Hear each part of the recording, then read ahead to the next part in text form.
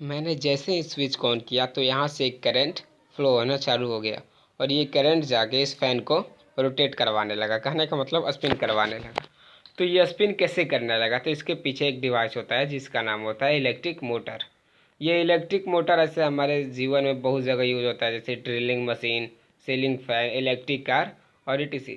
अब समझने वाली बात है कि आप सभी जानते हैं कि ये जो करंट होते हैं हमारे फ्लो ऑफ इलेक्ट्रॉन होते हैं। तो ये छोटे छोटे इलेक्ट्रॉन इस बड़े से पंखे को कैसे हिला रहे हैं, कैसे, कहने का मतलब कैसे स्पिन करवा रहे हैं, कैसे रोटेट करवा रहे हैं। तो इसके पीछे होता है कारण मैग्नेट का। जैसे कि पिछले क्लास में पढ़े थे कि अगर मैग्नेटिक फील्ड के अंदर कोई भी करंट कैरी कंडक्टर को रखते हैं तो कंडक्टर फोर्स एक्सपीरियंस करता है। ये इलेक्ट्रिक मोटर इसी फोर्स का यूज करके उस बड़े से सीलिंग फैन को मूव करवाती है। तो आइए देखते हैं कैसे। सिंपली मैंने ले लिया एक मैग्नेट को और इसमें नॉर्थ और साउथ पोल हैं, जिसमें कि मैग्नेटिक पोल नॉर्थ से साउथ पोल जा रहा है। इस केस में हम एक सिंगल करंट कैरिंग वायर के बजाय एक रेक्टेंगुलर करंट कैरिंग लूप लेते हैं। ठीक है, तो देखिए मैंने एक लूप ले लिया है। ये पिंक और येलो और ब्लू वायर का एक रेक्टेंगुलर लूप ले लिया। हम यहाँ पे कोई भी लूप ले सकते हैं, कोई भी फिगर का ले सकते हैं, पर ये जो रेक्टेंगुलर होता है समझने में बहुत आसान होता है, इसलिए मैंने इसे लिया। अब आप लोग सोच रहे होंगे कि मैंने ये जो सर्किट है उसे कंप्लीट नहीं किया। यहाँ पे बैटरी होता है, वायर होता है और कम्यूटेटर होते हैं, उसे मैंने क्यों नहीं लिया।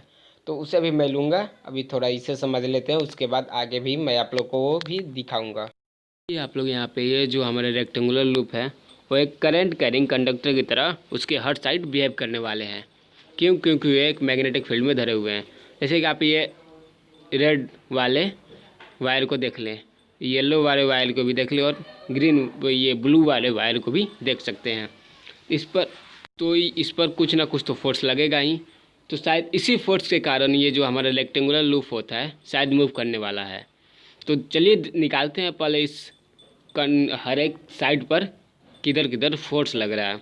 इस फोर्स को निकालने के लिए हम लोग लेते हैं फ्लेमिंग लेफ्ट हैंड रूल को। जैसा कि फ्लेमिंग लेफ्ट हैंड रूल, हर एक फिंगर परपेंडिकुलर एक दूसरे के होने चाहिए। थंब फोर्स, ये फोर फिंगर मैग्नेटिक फील्ड और मिडिल फिंगर करंट को इंडिकेट करता है। तो चलिए अब हम लोग शुरू करने वाले हैं। हर एक साइड पर फोर्स किधर किधर लग रहा है उसके बारे में अब हम लोग फ्लेमिंग लेफ्ट हैंड रूल के द्वारा निकालते हैं कि किस साइड पर किधर फोर्स लग रहा है। क्यों मैं करके दिखाऊं उससे पहले आप लोग इस वीडियो को पॉज करके खुद से करके देख लीजिएगा कि आप लोग समझ चुके हैं या नहीं। फ्लेमिंग लेफ्ट हैंड रूल देख लिए, तो चलिए हम अपना शुरू करते हैं। इस पर लगाते हैं हम अपना फ्लेमिंग लेफ्ट हैंड रूल। तो करंट ऊपर की तरफ, मैग्नेटिक फील्ड लेफ्ट साइड, तो हमारा फोर्स किधर लगेगा। तो देखिए मैं अपना हाथ ऐसे करके दिखाता हूँ उसके तरफ। तो देखिए आप लोग देख रहे होंगे मैग्नेटिक फील्ड की तरफ हमारा फोर फिंगर। तो थंब हमारा किधर इंडिकेट कर रहा है, थंब इंडिकेट कर रहा है ऊपर की तरफ। किधर कर रहा है, थंब हमारा ऊपर की तरफ इंडिकेट कर रहा है। तो इस साइड पर देखते हैं, इस साइड पर हमारा थंब नीचे की तरफ इंडिकेट कर रहा है, जिस तरह की करंट नीचे हो रहा है, नीचे की तरफ हो रहा है। तो कहने का मतलब ये साइड जो हमारा रेड वाला साइड है, रेड वाला वायर है, वो ऊपर की तरफ आएगा और जो ब्लू वाला साइड है वो नीचे की तरफ जाएगा। यानी कि इस दोनों पर फोर्स अलग अलग लगेगा। ये जो येलो का ये हमारा है उस पर कोई फोर्स नहीं लगेगा, क्योंकि वो मैग्नेटिक फील्ड और इलेक्ट्रिक करंट क्या है इस पे यहाँ पे 180 डिग्री पे है, जबकि ये होता नहीं है, एक दूसरे के अपोजिट साइड में नहीं होते हैं, उनके बीच की एंगल 90 डिग्री होती है। सेम इसमें भी वही हाल है कि इस पर भी कोई फोर्स नहीं लगेगा। तो देखते हैं आगे। देखिए ये वाला रेड वाला साइड ऊपर की तरफ जाएगा, ये ब्लू वाला साइड नीचे की तरफ जाएगा। तो इससे ही हमारा क्या होता है कि ये स्पिन जो है रोटेट करने वाला है। आप लोग यहाँ पे देख लीजिए, ये मैंने एक एग्जांपल से दिखा रहा हूँ आप लोगों को कैसे रोटेट करेगा। इसको मान लीजिए रेड और इसको ब्लू, देखिए रोटेट हो रहा है क्लॉकवाइज में, रोटेट हो रहा है क्लॉकवाइज, रोटेट हो रहा है तो अपना चेंज कर रहा है, यानी कि रोटेट हो रहा है। अब देखिए आप लोग यहाँ पे आके रोटेट हो रहा है। अब इस पॉइंट को समझते हैं आप लोग, ये इस पॉइंट पे आके कुछ ना कुछ मिल रहा है हम लोग को, इस पॉइंट को अच्छे से समझ रहे हैं। देखिए यहाँ पे हमारा फोर्स ऊपर की तरफ लग रहा है और इधर फोर्स नीचे की तरफ है। यहाँ पे भी आप लोग निकाल के देख सकते हैं। सिमिलरली अभी ये फोर्स दोनों वही लगने वाली है, लेकिन अभी आप लोग ये सोच सकते हो कि इस येलो वायर पे भी अब वायर ये क्या कहलाता है फोर्स लगेगी। क्यों? क्योंकि इधर देखिए आप लोग, इधर मैग्नेटिक फील्ड इस साइड है और करंट नीचे की तरफ है। इस पर भी फोर्स लगेगी नहीं, फोर्स लग रही है। अब देखिए आप लोग, सिमिलरली इस वायर पे भी फोर्स लगेगी, तो इस वायर पर फोर्स लगेगी और उस वायर पे भी फोर्स लगेगी। तो क्या ये हमारे स्पिनिंग को क्या इफ़ेक्ट कर सकते हैं? जी नहीं, ये दोनों इफ़ेक्ट नहीं कर सकते हैं। चलिए इस दोनों का फोर्स निकाल के देखते हैं, किधर फोर्स लगेगी। इधर मैग्नेटिक फील्ड लेफ़्ट साइड और करंट थोड़ा नीचे की तरफ है, तो इस पर हम फ्लेमिंग लेफ्ट हैंड रूल लगाते हैं। देखिए फ्लेमिंग लेफ्ट हैंड रूल लगाएं तो हमारा फोर्स किधर मिला? उस साइड मिला। कहने का मतलब फोर्स आप लोग देख रहे हैं थंब किधर दे रहा है फोर्स, और इस पर भी हमारा लगाते हैं क्या, फ्लेमिंग लेफ्ट हैंड रूल। इसमें हमारा फोर्स किधर मिलता है? जस्ट उसके अपोजिट साइड में। तो अब समझने वाली बात आती है कि ये दोनों फोर्स हमारे कॉइल के साथ कर कह रहे हैं, तो ये दोनों कुछ नहीं कर पाएंगे हमारे कॉइल को। इस दोनों का फोर्स कुछ नहीं कर पाएगा हमारे कॉइल के स्पिनिंग को, क्योंकि ये दोनों फोर्स कॉइल को अपनी तरफ खींच रहे होते हैं। आइए देखते हैं कि किस तरह से खींचते हैं, तो हमारे स्पिनिंग को कोई प्रभाव नहीं पड़ता। आप लोग को ये दिख रहा होगा बोर्ड। अगर हम लोग कॉइल को ऐसे खींचें, यानी ऐसे अपनी तरफ खींचें, तो इस स्पिनिंग को कोई प्रभाव नहीं पड़ने वाला है। सेम उसी तरह इसमें भी होता है। अब मैं सिमिलरली या इन्हेंस कर सकता हूँ कि इस दोनों फोर्स के कारण जो हमारा कॉइल का स्पिनिंग है उस पर कोई इफेक्ट नहीं पड़ रहा है। इसीलिए इस पूरे स्पिनिंग प्रोसेस में हम इस दोनों फोर्स को इग्नोर कर सकते हैं, क्योंकि इसके कारण हमारे कॉइल का स्पिनिंग में कोई इफेक्ट नहीं हो रहा है। और हम लोग समझ रहे हैं, स्पिनिंग के बारे में ही समझ रहे हैं कि यह स्पिन कैसे होता है मोटर में, इसलिए ये हमारा कॉइल आसानी से स्पिन कर पाता है। अब यहाँ पे एक प्रॉब्लम आ जाती है। यहाँ पे क्या प्रॉब्लम आ जाती है देख लीजिए। यहाँ पे अगर हम लोग को बोर्ड को अगर हमेशा क्लॉकवाइज डायरेक्शन में घुमाना होगा, तो हमारे इस राइट साइड को हमेशा नीचे की तरफ ढकेलना पड़ेगा और लेफ़्ट साइड को हमेशा ऊपर की तरफ ढकेलना पड़ेगा। पर आप लोग यहाँ पे देखिए, यहाँ पे जो फोर्स लग रहा है वही है। ये रेड वाला फोर्स ऊपर की तरफ है और जो ब्लू वाले पे फोर्स लग रहा है वो हमेशा यहाँ पे नीचे की तरफ ही हो रहा है। ये फोर्स ऐसे ही लगती रही तो यार, तो ये कॉइल एंटी क्लॉकवाइज डायरेक्शन में रोटेट करने वाली है। आप लोग खुद देख लीजिए, ऐसे रोटेट करते रहेगी, ऐसे रोटेट हमेशा से ही करते रहेगी। इस पर वही फोर्स लगेगा, रेड वाले पे ऊपर की तरफ और ब्लू वाले पे नीचे की तरफ। कहने का मतलब कि ये कभी भी एक कंप्लीट रोटेशन पूरा नहीं कर पाएगी। अगर कंप्लीट रोटेशन पूरा नहीं कर पाएगी तो सीलिंग फैन में जो हमारा फ़ैन कंप्लीट रोटेट करता है वो कैसे होता है, कंप्लीट स्पिन करता है वो कैसे होता है। तो इसके लिए हमें क्या करना पड़ेगा कि इस रेड वाले पे जो फोर्स लग रहा है, अब हमें इसे नीचे की तरफ करना पड़ेगा, और ब्लू वाले पे जो फोर्स लग रहा है उसे ऊपर की तरफ करना पड़ेगा।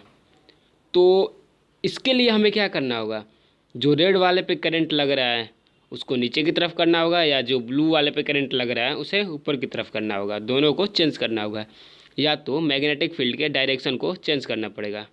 अगर हम लोग मैग्नेटिक फील्ड के डायरेक्शन को चेंज करेंगे तो हमारा फोर्स नीचे की तरफ रेड वाले पे लगने लगेगा और ब्लू वाले पे ऊपर की तरफ। पर ये करना थोड़ा क्या कहलाता है, इम्पॉसिबल सी लगती है भाई। इम्पॉसिबल नहीं है पर थोड़ा पेचीदा हो जाता है कि अगर हाफ रोटेशन के बाद इसे चेंज करना थोड़ा पेचीदा सा हो जाता है। इसे करना प्रैक्टिकल लाइफ में थोड़ा मुश्किल है, क्योंकि इसके करने के लिए हमें पोल्स को क्या करना पड़ेगा, इस साइड से उस साइड करना पड़ेगा, नॉर्थ को साउथ करना पड़ेगा और साउथ को नॉर्थ करना पड़ेगा। इसके लिए हम लोग एक सिंपल ले सकते हैं, इस करंट के डायरेक्शन को ही चेंज कर सकते हैं। देखिए आप लोग, अगर हम करंट के डायरेक्शन को चेंज करते हैं तो हमारा फोर्स नीचे की तरफ लग रहा है, दिख रहा है। अगर करंट के डायरेक्शन को हम लोग अपोजिट कर देते हैं तो हमारा फोर्स नीचे की तरफ लग रहा है। वहीं हर एक साइड में करंट के डायरेक्शन चेंज हो जाएगा। एक साइड में चेंज होगा तो हर एक साइड में करंट का डायरेक्शन चेंज हो जाएगा, तो हर एक साइड में फोर्स अपोजिट हो जाएंगे। ब्लू वाले पे ऊपर लगने लगेंगे फोर्स और रेड वाले पे फोर्स नीचे लगेंगे। इसकी वजह से क्या होगा कि हमारा एक कंप्लीट रोटेशन पूरा हो जाए। अब बात आती है कि हम अब इस करंट के डायरेक्शन को रिवर्स कैसे करें, तो इसके बारे में अभी जस्ट समझेंगे। उससे पहले एक इम्पॉर्टेंट बात आती है कि जैसे ही हमारा कॉइल हाफ रोटेशन पूरा करता है तो हमें इस करंट के डायरेक्शन को चेंज करना पड़ता है। अब देखिए करंट के डायरेक्शन को हम लोग चेंज करके देख लेते हैं कि हमारा फोर्स अपोजिट हुआ कि नहीं। तो आप लोग यहाँ पे देख सकते हैं कि करंट के डायरेक्शन को जैसे ही हमने चेंज किया, ये रेड वाले पे फोर्स नीचे लगने लगा और ब्लू वाले पे ऊपर। अब देखिए पुनः एक हमारा रोटेशन पूरा हो गया। अब पुनः हमारा क्या करना पड़ेगा, हमारे इस करंट के डायरेक्शन को यहाँ पे चेंज करना पड़ेगा। ब्लू वाले पे नीचे की तरफ और रेड वाले पे ऊपर की तरफ करना पड़ेगा। तो यहाँ पे हम लोगों को प्रत्येक हाफ रोटेशन पे क्या करना होगा, हमारे इस करंट के डायरेक्शन को चेंज करना होगा। तो अब फिर क्या, हमारा जो ये कॉइल है वो पुनः एक रोटेशन करना चालू कर देगा। बस वैसे ही क्लॉकवाइज डायरेक्शन में रोटेट करना चालू कर देगा। हर एक हाफ रोटेशन के बाद अपना करंट के डायरेक्शन को चेंज करके ये अपना कॉइल रोटेशन चालू कर देगा। अब बात आती है कि अगर रोटेशन तो हो गया, अब रोटेशन करंट के डायरेक्शन को चेंज करने के लिए हमें किस चीज़ों की ज़रूरत होती है, हमें क्या करना पड़ेगा कि हमें इस करंट के डायरेक्शन को चेंज कर सकते हैं। और एक बात, इस फिगर में आप लोग क्या देख रहे हैं कि ये जो कॉइल मूव कर रहा है प्रत्येक हाफ रोटेशन के बाद थोड़ा स्लो हो जा रहा है, पर ऐसा कुछ नहीं होता। ऐसा हम आप लोग को समझाने के लिए केवल बताए हैं। ये हमेशा से ही कंटिन्यूसली मूव करता रहता है, स्वयं से ही क्या करता है कि अपने करंट के डायरेक्शन को चेंज कर लेता है। कैसे होता है तो आप लोग समझते हैं। देखिए हम समझाते हैं आप लोगों को, आप लोग समझिएगा। यहाँ पे क्या होता है कि एक वायर को डायरेक्टली कनेक्ट किया इस कॉइल से। तो देखिए ये कॉइल जैसे ही अपने फोर्स की मदद से रोटेट करना चालू करेंगे तो ये दोनों जो वायर हैं एक दूसरे से उलझ जाएंगे। उलझ जाने के बाद क्या होता है कि ये जो हमारा फोर्स है पुनः ऊपर की तरफ लगने लगा। अब ये फोर्स को नीचे करने के लिए हमें करंट के डायरेक्शन को चेंज करना पड़ेगा। तो करंट के डायरेक्शन को चेंज करने के लिए या तो बैटरी के टर्मिनल को चेंज करना पड़ेगा या इस कॉइल के साथ जो वायर का कनेक्शन है उससे चेंज करना पड़ेगा। वायर का अगर कनेक्शन चेंज करेंगे तो क्या होगा कि वायर ऐसे हो जाएगा और हमारा डायरेक्ट फोर्स नीचे की तरफ लगने लगेगा, यानी कि रोटेशन के लिए मदद हो जाएगा। पर हमें क्या करना होगा कि ये अपने आप कंटिन्यूसली हो, किसी को करने की ज़रूरत नहीं हो, इस कनेक्शन को काटने की इधर उधर करने की ज़रूरत नहीं हो। तो यहाँ पे हमारा क्या एक यूज़ होता है, कम्यूटेटर। क्या होता है कम्यूटेटर?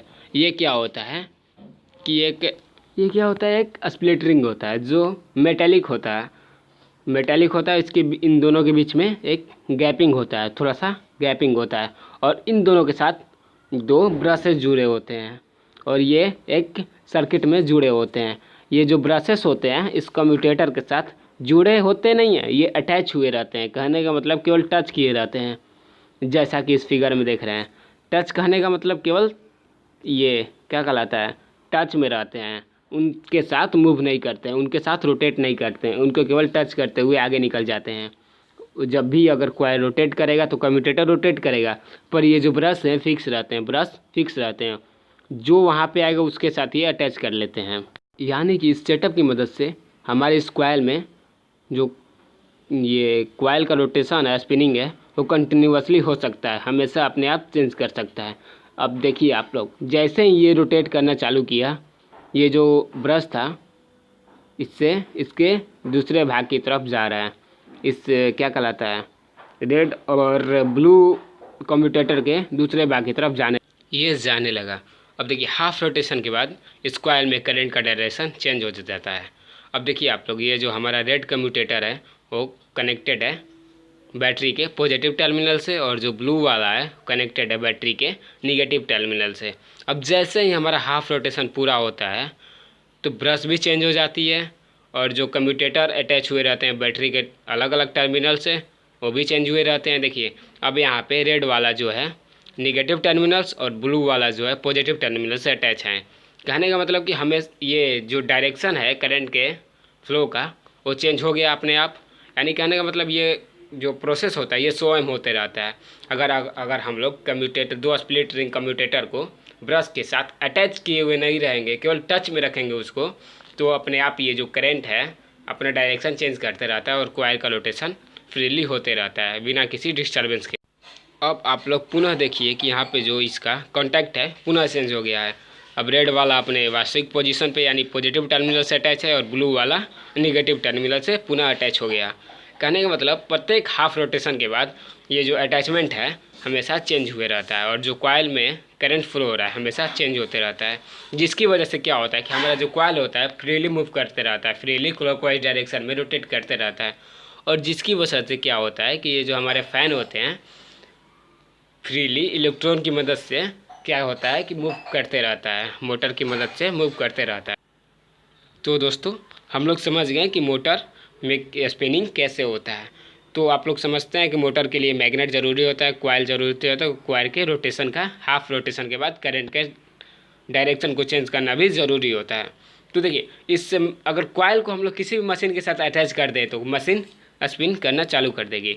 अब देखिए आप लोग, एक सिंपल ये जो वर्किंग होता है मोटर का वो होता है it convert electrical energy into mechanical energy. ये क्या करता है, इलेक्ट्रिकल एनर्जी को मैकेनिकल एनर्जी में कन्वर्ट करता है। और इसका प्रिंसिपल होता है force on a current carrying conductor placed in a magnetic field. तो अब हमारा ये वीडियो ख़त्म हुआ, डन।